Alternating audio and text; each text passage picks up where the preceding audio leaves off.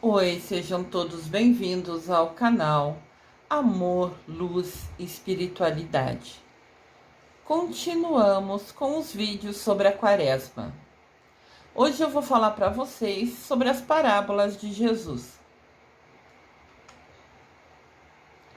As parábolas de Jesus transmitem as verdades espirituais. O que é uma parábola? A expressão parábola vem do grego parabolis, que significa colocar coisas semelhantes lado a lado, para estabelecer comparação, estudo e tirar ensinamentos. Parábolas, explicando de uma maneira simples, são pequenas histórias que têm como objetivo nos ensinar algo. Olha que lindo! Cada vez que Jesus começava a contar as parábolas, as historinhas, o povo se reunia em torno dele. O povo ficava pertinho dele para ouvir aquelas histórias que traziam tanto aprendizado para todo mundo. Que bênção que era, né? Graças a Deus essas parábolas estão na Bíblia e a gente mesmo hoje pode estudar com total dedicação, com total carinho. Tudo que Jesus ensinou para a gente, deixou escrito para que a gente, recebesse a mensagem e aprendesse.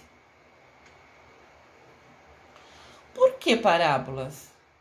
Em Mateus capítulo 13, versículo 10, em Marcos capítulo 4, versículo 10, e em Lucas capítulo 8, versículo 9, diz na Bíblia que os discípulos sempre perguntavam para Jesus: por que eles falam por meio de parábolas?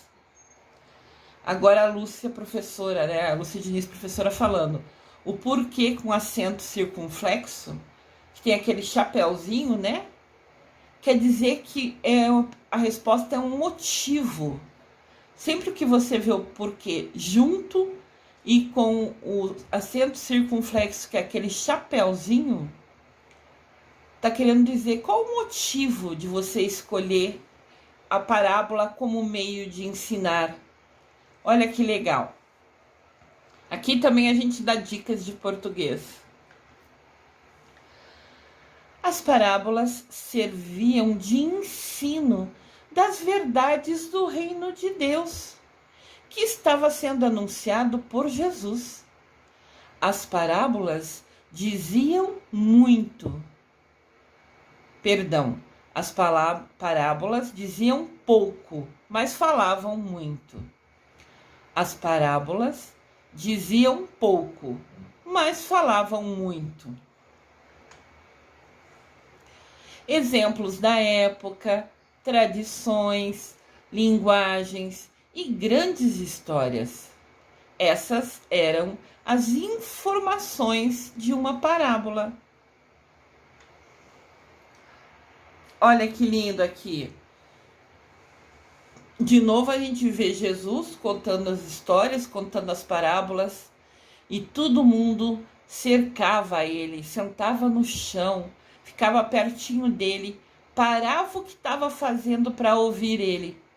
E nós estamos parando a rotina, o dia a dia, o básico, a TV, o celular, as séries que a gente vê, para ouvir Jesus?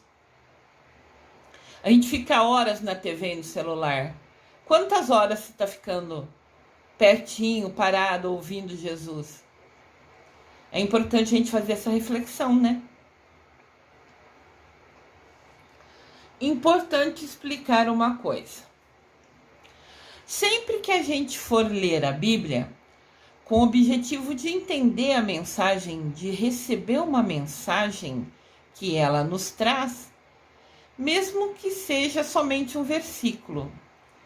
Eu já comentei com vocês em vídeos passados que de repente a gente está precisando de uma luz ou quer uma inspiração no dia, então a gente pede, por favor, Deus, Mamãe Maria, arcanjos, santos, São Francisco de Assis, quem vocês quiserem, chame por eles e peça uma iluminação. Daí você abre a Bíblia na página que quiser, no lugar que quiser, e escolhe uma frase, um versículo para ler. E ali vai ter uma mensagem para você. Quando a gente busca a Bíblia, né, como uma inspiração, como uma frase de ensinamento para o nosso dia, por exemplo, todo dia de manhã, ao acordar, antes de ir para o trabalho, você tira 5 minutos, reserva na sua agenda. Da mesma maneira que você põe na agenda acordar, tomar café, se arrumar, pegar o ônibus tal horário, isso e aquilo, você põe 5 minutos para Jesus. E você abre, lê um versículo, né? E precisa interpretar o versículo. Precisa contextualizar. Isso que é importante. Precisa contextualizar a frase. Mas o que é contextualizar? O que isso quer nos dizer? É a relação entre o texto e a situação que ocorria quando ele foi escrito. É o conjunto de circunstâncias em que se produz a mensagem que se deseja transmitir, associado ao lugar e tempo na ocasião. Quando foi escrito cada livro da Bíblia, os versículos, as histórias que a gente aprende, né? No Antigo Testamento, a Bíblia é dividida em 2 partes: Antigo Testamento e Novo Testamento. Então, repetindo, é importante a gente transmitir, contextualizar, é transmitir, associar ao lugar o tempo na ocasião. No tempo que foi escrito a Bíblia, a gente vê histórias lindas. E como eu falava, a Bíblia é dividida em 2 partes: Antigo Testamento e Novo Testamento. Antigo Testamento conta as histórias do povo de Deus, de Abraão.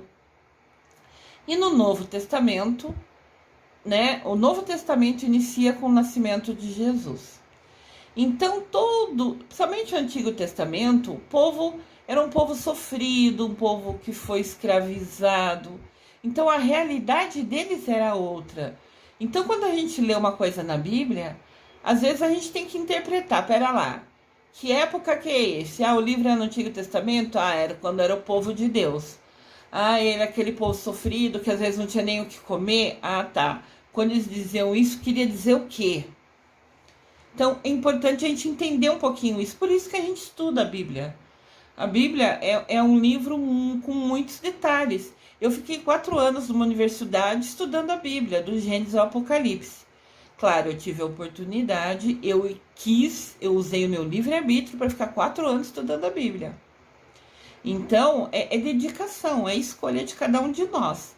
O quanto a gente quer ficar pertinho de Deus e de Mamãe Maria, o quanto a gente quer ficar próximo a eles, é escolha nossa e só depende da nossa dedicação. Então, ao interpretar e entender isso, é que nos permite a correta compreensão do versículo. Que a gente tem Jesus, né? Falando de Deus Pai, ele sempre apontava para o céu quando falava de Deus Pai, porque as histórias dele sempre envolviam o reino de Deus, né? E pode ver que tem pessoas atentas ouvindo, tem pessoas... O Senhor na frente está até com as mãos cruzadas, assim, como se estivesse agradecendo por aprender uma lição tão linda. E a gente tem essas lições paradas na Bíblia, no canto da nossa cabeceira ou na nossa estante, e está parada ali. E a gente não escolhe ir até ela, abrir e ler, nem que for só um versículo. Então, ali eles estavam até felizes com a bênção de ter a oportunidade de aprender aquelas histórias. Vou dar um exemplo de contexto. No Antigo Testamento, na Bíblia fala: olho por olho, dente por dente. A expressão olho por olho, dente por dente se encontra na Bíblia, no livro Êxodo, capítulo 21, versículo 24. Êxodo é um livro do Antigo Testamento, quando contava a história do povo de Deus. A frase olho por olho, dente por dente está no livro Êxodo, que é Antigo Testamento, é mais no começo da Bíblia, capítulo 21, versículo 24. Nesta passagem, Deus revelou a Moisés algumas leis para ele passar, para ele ensinar para o povo que seguia ele. E falava sobre o respeito, e falava a respeito de se proteger da violência que ocorria naquela época. O povo era muito pobre. As pessoas mais fortes roubavam os bois, tudo que as outras pessoas tinham de posse, às vezes até para matar, para comer. Então a disputa até por comida, para ter comida para sobreviver, acontecia muito principalmente no Antigo Testamento, quando fala do povo de Deus. Então, ele ensinou como se proteger de uma violência, quando falou essa frase, lá no comecinho da Bíblia. No entanto, essas coisas mudaram com a vinda de Jesus. Em Mateus, capítulo 5, versículo de 38 a 39, Mateus, capítulo 5, versículo de 38 a 39, Jesus disse: vocês ouviram o que foi dito, olho por olho, dente por dente. Ou seja, se roubarem seu boi, você vai lá e rouba de volta. Se roubarem sua comida, você vai lá e pega de volta. Porque era necessidade, era sobrevivência. Se roubasse seu boi, você não teria comida para comer e pôr comida na mesa para sua família, para seus filhos. Então, se você foi roubado, você vai lá e rouba de volta. Era isso que falava olho por olho, dente por dente, lá no começo da Bíblia. Jesus, então, conforme registra Mateus, capítulo 5, versículo de 38 a 39, ele fala para a gente: eu, porém, lhes digo que, de agora em diante, nunca se vinguem dos que lhes fizeram mal. Nunca vai lá e rouba de volta. Porque nesse momento o povo já estava com outra realidade. Já tinha um trabalho. Não precisava ser rico. Tendo um trabalho, trazendo comida para a mesa, já era uma bênção de Deus. Já é uma bênção até hoje para a gente, né? E Jesus falou: se alguém lhe der um tapa na cara, vire o outro lado para ele bater também. Aí ele te dá um tapa na cara, vira o outro lado e oferece. Mas isso está falando de disputa, de pessoas que ainda querem agir como aquela regra de antigamente, de repetir o que foi feito a ele. Então os tempos mudaram, tudo evoluiu, graças a Deus. E Jesus, nesse momento, está falando para a gente, sabe assim, ser bom. Para quem ir lá se vingar, não precisa mais disso. Nós evoluímos, a gente está em outro momento.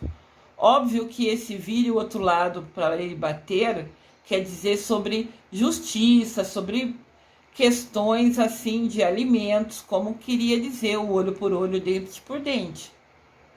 Nunca vai querer dizer que você pode permitir que ninguém lhe ofenda, ninguém lhe machuque, principalmente assim em relações de marido, mulher, casais, irmãos. Nunca vai poder permitir que ninguém brigue com você ou pense em bater em você. Isso é inadmissível. Nunca vai ser permitido ninguém bater em ninguém. Aqui é um exemplo de Deus falando: se alguém lhe fizer mal, você vai e ignora. É isso que Deus está querendo falar aqui. Ele está usando uma frase, uma metáfora, uma maneira de falar. Mas isso nunca quer dizer que a Bíblia permite que ninguém bata em ninguém, que ninguém machuque, ofenda, humilhe ninguém. Nunca. Entendam isso. Aqui quer dizer, se alguém te fez mal, ignore. Deixa que Deus cuida. O que a gente faz aqui a gente recebe a punição, a justiça, a consequência do que a gente fez. Deus não pune ninguém. Deus nunca faz mal para ninguém.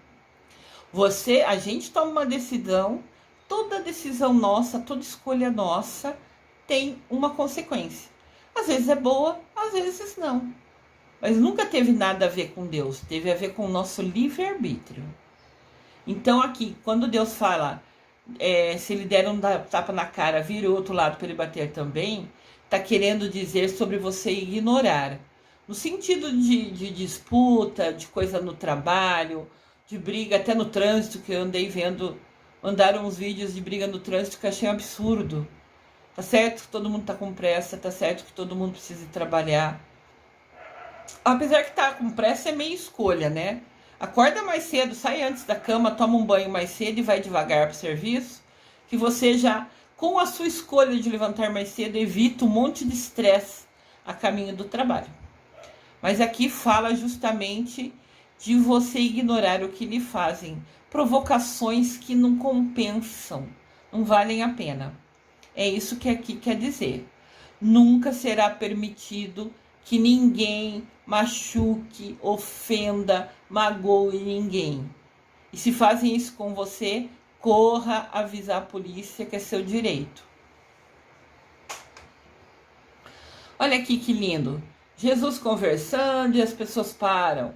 A mulher até tá com o filhinho no colo e mesmo assim parou para ouvir as histórias de Jesus. Que bênção! E a gente tem a Bíblia, todas as histórias que Jesus contou para esse povo. Quantas vezes você tem ido abrir a Bíblia numa semana? Quantas vezes você parou para abrir a Bíblia e ler uma mensagem de Deus para você?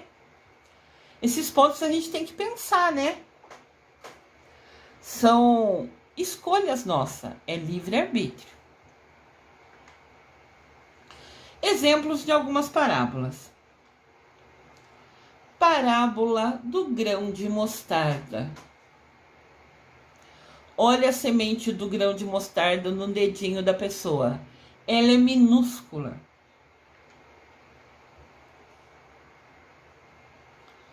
Jesus então contou uma história. O reino dos céus é como um grão de mostarda que um homem pegou e plantou no seu campo. Embora seja menor entre todas as sementes, quando cresce, chega a ser a maior das plantas e se torna uma árvore forte, frondosa, de maneira que até as aves do céu vêm aninhar-se em seus ramos. Isso nos conta Mateus, capítulo 13, versículo de 31 a 32. Olha que legal! A semente é minúscula, é uma ponta de nossa unha. E a árvore é forte, é frondosa, né? E fica bonita, que até as aves do céu vêm pousar nela, descansar nela. Olha que coisa linda! O grão de mostarda. Então agora a gente vai explicar aquele texto, aquela historinha que Jesus contou pra gente. O grão de mostarda possui uma das menores sementes entre todas as hortaliças, mas o seu crescimento é extraordinário. Estudos dizem que a mostarda pode crescer até a altura de 4 metros. Olha que incrível! O grãozinho dela é do tamanho da nossa unha, quem tem unha comprida, né? E chega a dar uma árvore de 4 metros de altura. Que bênção! Aqui mostra as sementinhas para a gente ver, né? A menor de todas as sementes torna-se a maior de todas as plantas. Aquele que tem ouvidos para ouvir, que ouça. Sempre que Jesus contava uma parábola, ele terminava as parábolas falando isso. Aquele que tem ouvido para ouvir, que ouça. Mas o que isso quer dizer para a gente? Essa frase dele está em Mateus, capítulo 13, versículo 9. Deus aqui quer falar para a gente da diferença de ouvir e de escutar. Ouvir é um processo mecânico, referente ao sentido da audição. É além da sua vontade, a não ser que você escolha tapar os seus ouvidos. Ou seja, você passa perto de um lugar e vê pessoas conversando, às vezes você ouve uma frase ou ouve a conversa toda, né? Dependendo da altura que a pessoa que está contando fala. Se você passar bem perto, você vai ouvir. Isso é ser capaz de ouvir. Passar e ouvir alguma coisa, ou ouvir uma sirene, ou ouvir um latido. Você ouve mesmo sem querer. Você está passando no local. Se acontecer o som, você vai ouvir igual. Ponto final. Mas então, o que é escutar? Escutar é uma ação que depende da sua vontade em prestar atenção. Busca refletir sobre o que está sendo dito e depois entenderá o conteúdo, né? O significado da mensagem do texto. Ou seja, você pode ler um versículo da Bíblia todo dia? Pode, que legal. Você pode ler, ouvir, ou seja, você leu em voz alta, seu ouvido ouviu o que você falou, legal, ponto final. Tá, mas você escutou o que foi dito? Perdão, mas você escutou o que foi dito? Você colocou sua atenção, você parou para pensar sobre aquilo que lhe foi dito? A gente só aprende quando para pensar. Por isso que eu falo para a gente ter um caderninho, anotar as coisas legais dos vídeos. Com isso a gente pode ir lá e ler de novo. E cada vez que você lê, você vai entendendo um pouquinho mais. Então a diferença de ouvir e escutar é que ouvir você vai ouvir um monte de coisa até nem querendo. Escutar é você ouvir, parar, pensar e mudar suas atitudes com aquele aprendizado que teve. Então, todas as parábolas de Jesus, ele fala: quem tem ouvidos para ouvir, que ouça. Ou seja, ouça com atenção, preste atenção, entenda a mensagem, aprenda e coloque no seu dia a dia. Isso é importante. Em Mateus capítulo 17, versículo 20, fala: olha o tamanho do grãozinho de mostarda. É incrível, né, pessoal? Mateus fala pra gente: se tiverdes fé como um grão de mostarda, nada vos será impossível. Se a nossa fé tiver o tamanho de um grão de mostarda, nós vamos conquistar tudo e mais um pouco. Porque quer dizer que a gente acredita em Deus e sabe que Ele sempre vai nos ajudar. Óbvio que por merecimento, por dedicação. Mensagem da parábola: confiar em Deus e ter fé.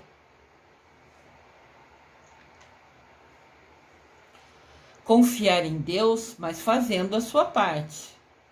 Deus disse: faça que eu te ajudarei. Para uma planta frutificar, frutificar é crescer, né? Não é só necessariamente dar frutas. Porque tem plantas, árvores, folhagens que não dão frutas. Mas ao ela crescer, ter força, ficar, né? Ficar forte, ela já está sendo frutificando, fazendo a missão dela, né? Que é crescer. Quando Jesus fala, faça que eu te ajudarei, a gente tem que pensar. Para uma planta frutificar, você tem que regar, podar, cuidar, além de esperar o tempo de Deus para ela crescer. Não é porque você plantou uma sementinha hoje que ela vai crescer hoje ou amanhã. Às vezes ela leva uns dias para começar a criar raiz, às vezes ela demora um pouco mais. Então ela vai crescer no tempo de Deus. Ter paciência é também um aprendizado que a gente precisa ter na vida. Olha o tamanho que é a semente da mostarda, o grão da mostarda, né? E olha o tamanho que fica a árvore. Ou seja, tudo depende da nossa dedicação. A gente aprende uma coisa, a gente lê um versículo na Bíblia, daí você tem que... Tá, você ouviu, plantou em você. Você tem que cuidar, você tem que regar, você tem que entender, você tem que reler. E você tem que pôr em prática o que você aprendeu ali. Porque com certeza absoluta foi uma mensagem boa para sua vida. Então, se a gente tiver a fé do tamanho de um grão, se a gente confiar em Deus nessa intensidade, nunca nada nos será negado. Mas lembrando, tudo é merecimento. Você tem que se dedicar para merecer. Parábola do semeador. Essa é a minha parábola. Eu amo essa parábola. Jesus sentou-se para ensinar e contou às multidões uma parábola. Um semeador saiu a semear e enquanto realizava a semeadura aconteceu. Semeador é como se fosse um agricultor. Ele foi plantar, jogar as sementes nas terras, né? Então ele jogar a sementinha, ele está semeando. Nas sementes que ele semeou, nas sementes que ele jogou, aconteceu 4 coisas. Com um grupo delas, né, parte das sementes, caíram à beira do caminho. E as aves vieram e comeram ela. Ficaram bem felizes de ganhar um alimento, uma sementinha de refeição. Outra parte dessas sementes caiu no terreno rochoso, onde tinha muita pedra. Mas tinha uma fininha camada de terra. Então logo brotou. Criou, né? Assim, cresceu um pouquinho. Porque o solo não era profundo. Porém, as plantas se queimaram com o sol e secaram rapidinho porque não tinham raiz. Numa planta, a raiz é o que sustenta ela, né? Ela tira da terra, a gente aprendeu lá no ginásio, a plantinha tira da terra, através da raiz dela, ela tira a força, os alimentos, né? E a água, né? Todos os nutrientes da terra sobem pela raiz para a plantinha. E a água também vem através dali, né? Então, como esse lugar que caiu era uma terra bem pequenininha, era uma camada muito fininha, as sementes não cresceram. Outra parte dessas sementes caíram entre os espinhos e, ao crescer, sufocaram as plantas e por isso não puderam dar fruto. Eles até cresceram, mas tinha tanto espinho ali que não deu para crescer, para chegar a dar fruto. Cresceu um pouquinho e morreu, porque os espinhos apertaram, né, e não deram espaço para crescer a plantinha. E uma parte dessas sementes caiu numa terra boa. Germinou, quer dizer que cresceu, criou raiz, né? E produziram uma generosa colheita. Deram muitos e muitos frutos. Então, ele jogou a semente e caiu em 4 lugares diferentes. Essa foi a historinha que Jesus contou pra gente. Mas o que isso quer dizer pra gente? Aqui tem um desenhinho, né, mostrando pra gente. No lado esquerdo faltava a terrinha, no lado direito tinha muito espinho e no centro cresceu, deu folhas, deu flores, ficou lindo. E podia também ali receber a chuva, tomar um pouquinho do sol. Então foi o lugar perfeito. A explicação da parábola.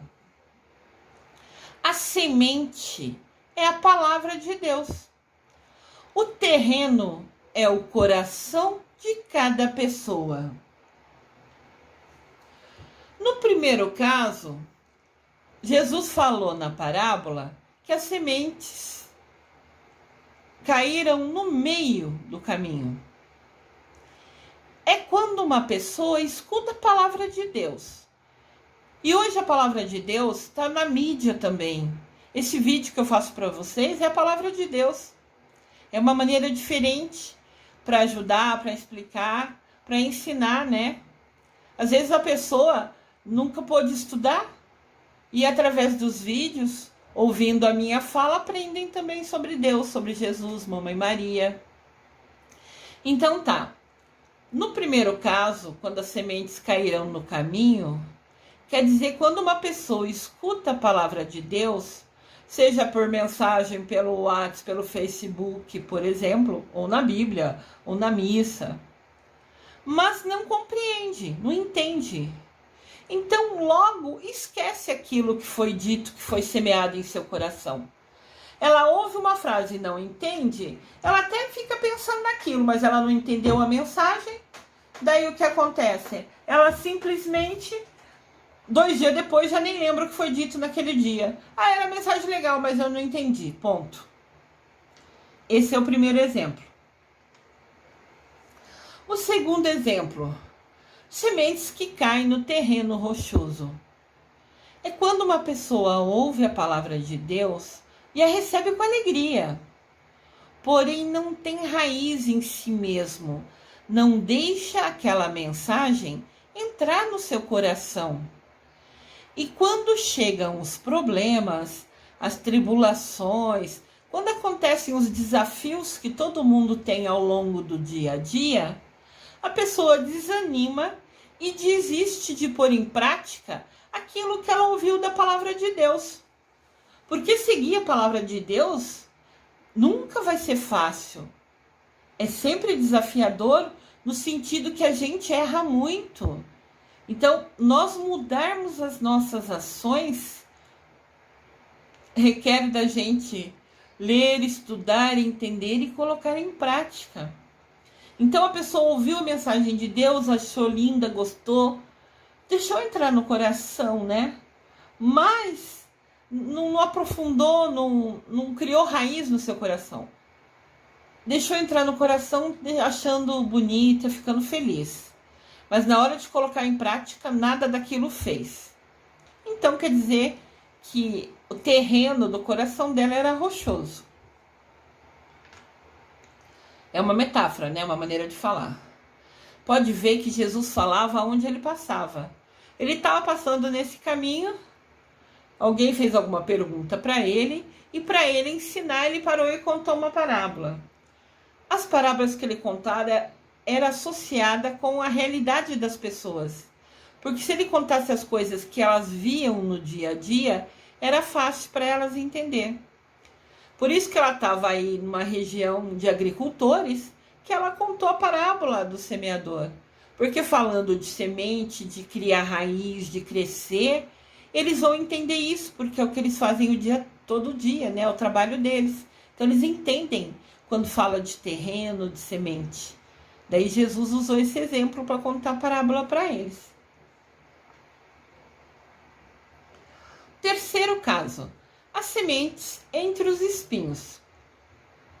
É quem ouve a palavra, mas as preocupações do dia a dia, a ansiedade, a sedução das riquezas, o querer ter, querer comprar. Ah, eu quero um carro melhor, uma casa melhor, um sofá melhor, uma roupa melhor. Prazeres da vida, comida com fartura, bebida, vícios, cigarro, bebida, qualquer coisa assim. Qualquer vício é ruim, né? E todas as demais ambições, aquele querer, querer, querer.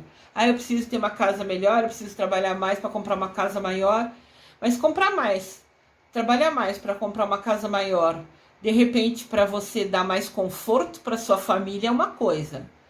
Você querer comprar uma casa maior para querer se aparecer para ter luxo é diferente, né?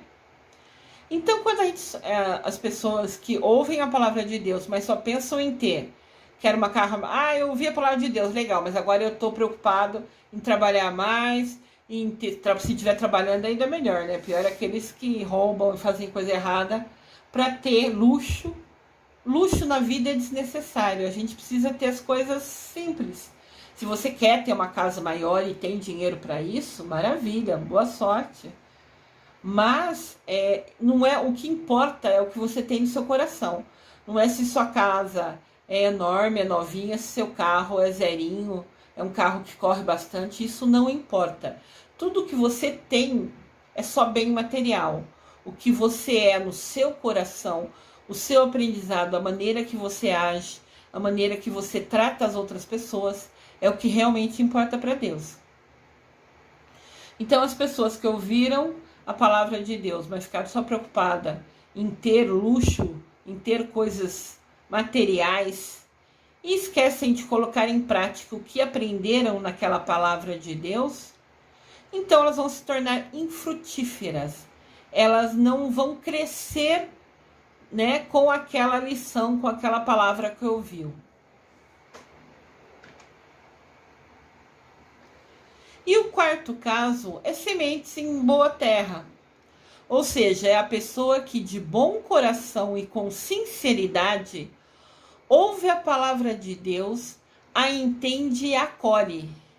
Este frutifica e produz grande colheita, colocando em prática os ensinamentos e compartilhando com os irmãos o que foi semeado, né? Então, quem ouve a palavra de Deus e entende, ele usa no dia a dia dele. O frutificar é ele usar o que aprendeu no dia a dia dele, é ele mudar as ações dele e também usar aquele aprendizado e contar para os amigos, ensinar os outros que de repente não ouviram aquela mensagem, o que foi dito. Olha que interessante. Às vezes a gente não, que eu não assisto TV, mas assim, as pessoas que assistem reportagem, né? Eu assisto TV, comédia, filmes, amo filmes, sou uma cinéfila, mas tá assistindo jornal. E às vezes a gente assiste alguma reportagem da TV e no outro dia comenta com a pessoa: você viu o que passou na televisão, que falou daquele assunto? Então é interessante que o que a gente vê, ou na internet, ou na TV, a gente conversa sobre isso com os amigos. Você tem conversado com os amigos sobre o que você ouve da palavra de Deus? Você tem conversado com os amigos sobre o que você aprendeu na última missa ou no último culto que você foi? Você tem comentado com as pessoas: olha que legal, eu ouvi a parábola tal, aprendi essa lição, ela quer dizer isso, isso e isso. Você conta para os outros, você compartilha para os outros. Da mesma maneira que faz com as reportagens da TV ou da mídia, os assuntos e o aprendizado sobre Deus Pai, Mamãe Maria, sobre o estudo que você fez da Bíblia, esse assunto seria importante você ler, aprender, entender e compartilhar. E ensinar os outros, contar qual era a história da parábola e ajudar as pessoas a também colocarem em prática. Ao você ajudar o outro, você também está frutificando. Aqui tem um desenhinho, né, dos 4 terrenos. Cai no caminho, cai nas pedras, cai nos espinhos e cai no lugar verde que está receptivo à palavra de Deus, a querer aprender, entender e colocar em prática. Então a mensagem da parábola do semeador quer dizer: aprendam e coloquem em prática, compartilhem o que vocês aprenderam. Permita que Deus lhe utilize de instrumento dele, levando a palavra dele a todas as outras pessoas.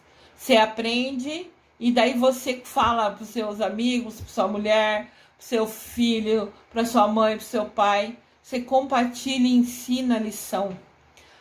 De repente, aquilo que você está levando, compartilhando, comentando com a pessoa, vai ajudar ela em alguma coisa que ela está com dificuldade.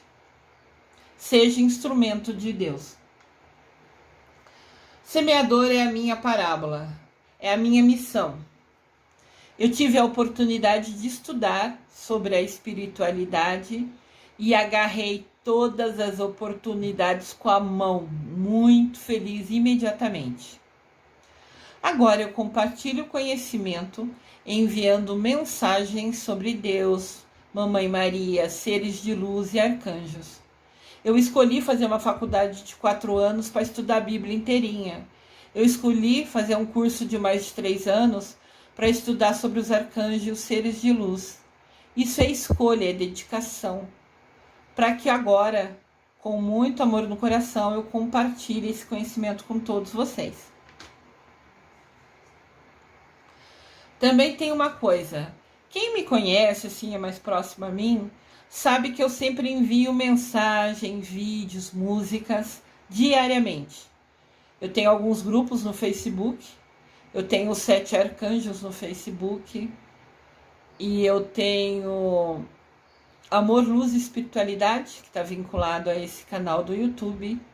E lá todo santo dia eu posto mensagens, vídeos, músicas. Eu faço isso diariamente, com todo o meu carinho. Se a pessoa que receber a minha mensagem ou ver a postagem nos grupos, se ela vai ler, se ela vai ignorar, se ela vai deletar, no caso do WhatsApp, né? Pode ser deletado, no grupo não. Se ela vai ler, se ela vai ignorar ou se ela vai apagar, é escolha dela. É o livre-arbítrio de cada pessoa. Simples assim. Tudo na nossa vida é escolha e consequência. Talvez naquela mensagem, vídeo que eu enviei, tivesse a resposta daquilo que a pessoa perguntou a Deus em oração. E Deus está me utilizando de instrumento para lhe responder. Por isso que eu falo para vocês, compartilhe o link dos meus vídeos com seus amigos, parentes, conhecidos, colegas de trabalho, porque de repente alguma frase que eu falei aqui vai ajudar aquela pessoa. Vai chegar a ela uma mensagem, uma resposta de Deus para ela. Quando alguém apaga sem ler ou deixa de ler alguma postagem que eu fiz nos grupos, pode ser que a pessoa deixou de ter a resposta que precisava. E isso poderá lhe trazer uma consequência negativa. De repente a pessoa rezou e pediu para Deus: me mostra o caminho para essa dificuldade que eu estou passando. Daí eu mandei uma mensagem que de alguma maneira falava sobre aquilo. A pessoa não leu. Chegou mensagem, mais uma mensagem, todo dia chega a mensagem dessa pessoa, foi lá e apagou. De repente aquela mensagem, eu fui iluminada para enviar para ela, e ali respondia de alguma maneira aquilo que ela pediu em oração. Quando ela apaga sem ler, não chegou a ela a resposta de Deus, porque ela, de livre-arbítrio, apagou a mensagem. Então, Deus simplesmente não pôde se comunicar com ela. Daí ela vai ter que se virar para resolver a situação. Ela fala: poxa, eu pedi para Deus uma resposta, ele me respondeu. Ele respondeu naquela mensagem que se apagou. A Lúcia Diniz todo dia manda mensagem. Sim, a Lúcia Diniz todo dia manda mensagem.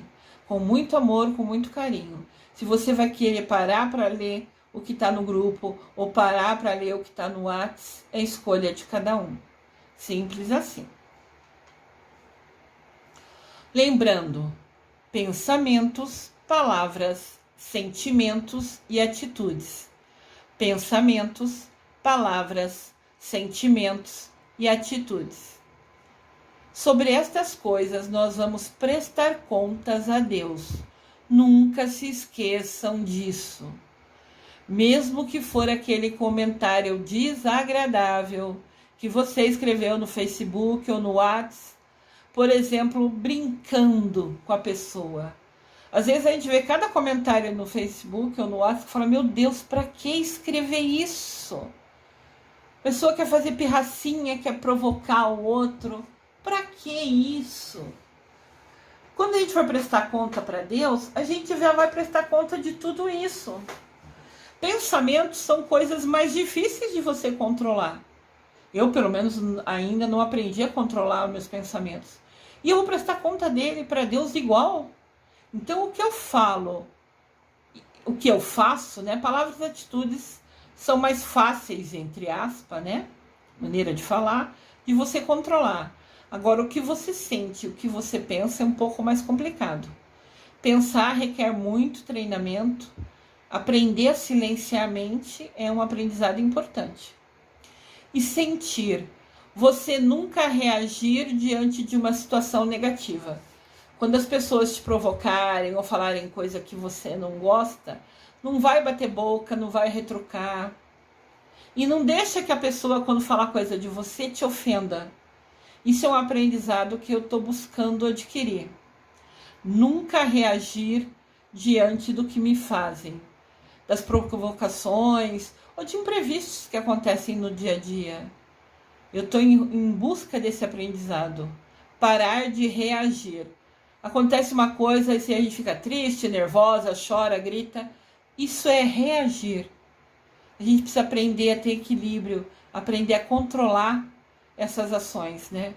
Claro que é um aprendizado difícil no sentido que requer muita atenção e mudança de atitude. Mas eu estou em busca dele.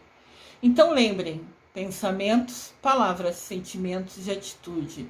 Sobre esses 4 itens nós vamos prestar contas a Deus. Pensem bem como vocês estão agindo sobre isso. Parábola dos talentos. Sentado no Monte das Oliveiras, Jesus oferece mais uma das suas parábolas aos seus discípulos. Ela está escrita em Mateus, capítulo 24, versículo 3. Ele diz que o reino será como um senhor que, antes de sair viajar, convoca seus servos e lhes confia os seus bens.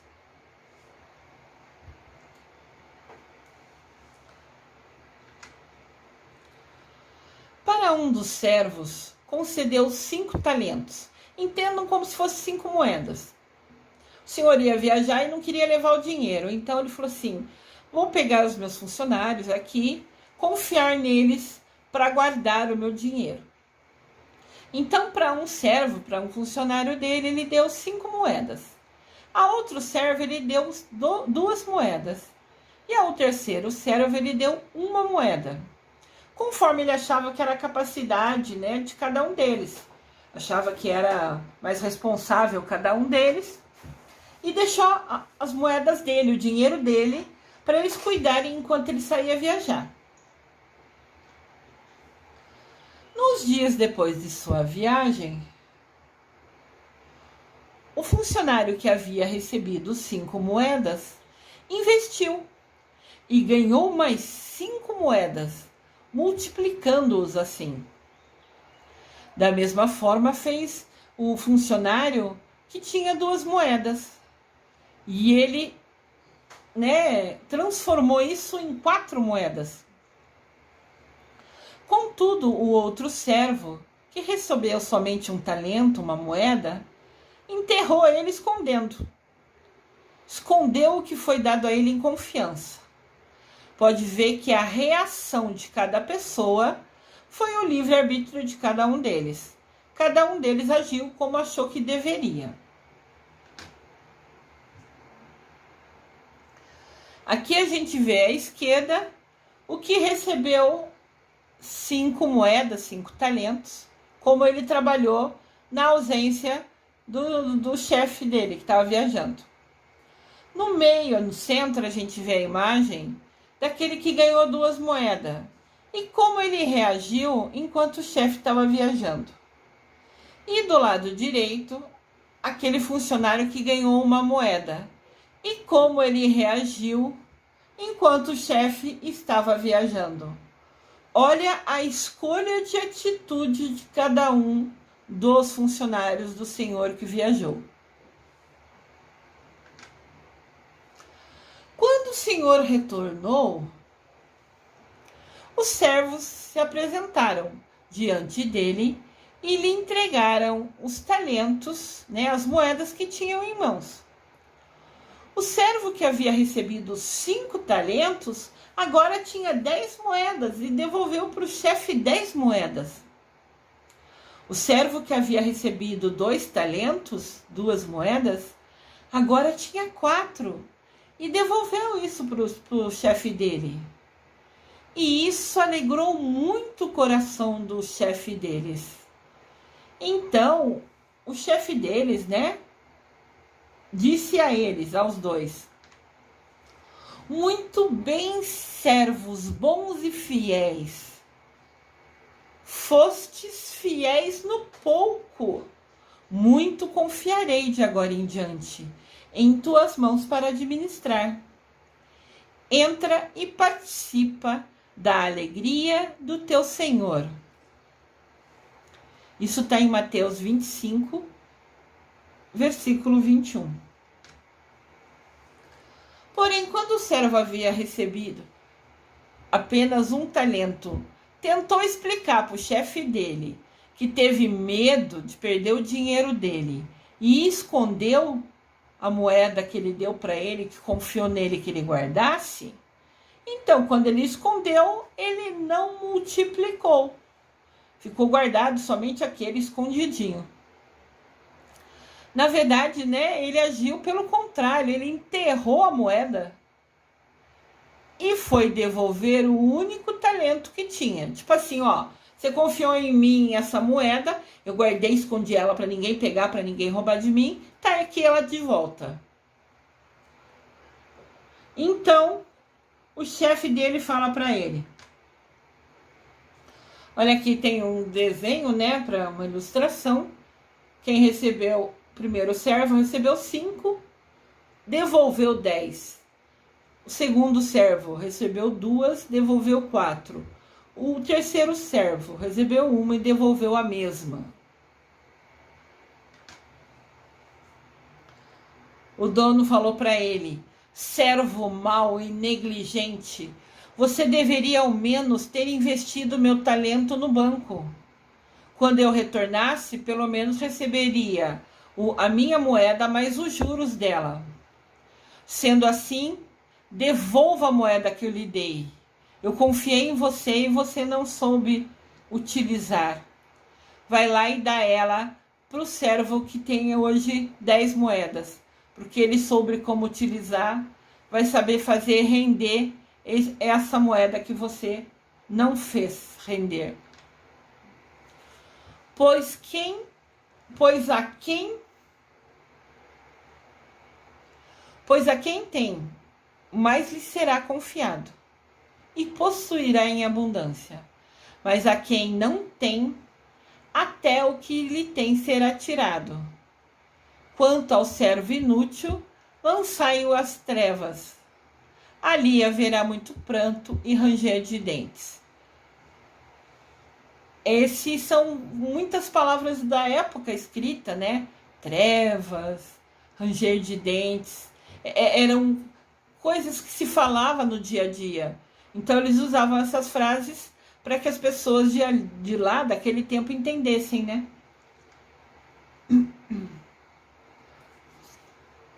Aqui tem um desenhinho, né? O senhor de vermelho dando as moedas e cada um deles vendo o que fazia.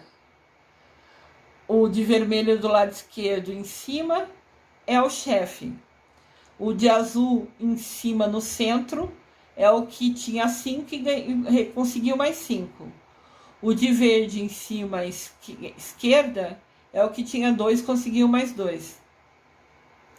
Embaixo, o de amarelo, lado esquerdo inferior, é o que tinha 1 e escondeu na terra, o único, né? E quando chegou o senhor de vermelho, no centro, embaixo, viu que um tinha 10, um tinha 4 e o outro só tinha 1, igualzinho recebeu. Daí, no último quadradinho do lado inferior direito, tem o chefe abraçando o que dobrou, né, o que ele deu, que é o rapaz de azul e o rapaz de verde, e o rapaz de amarelo, que foi o servo 3, que escondeu a moeda, tá indo embora.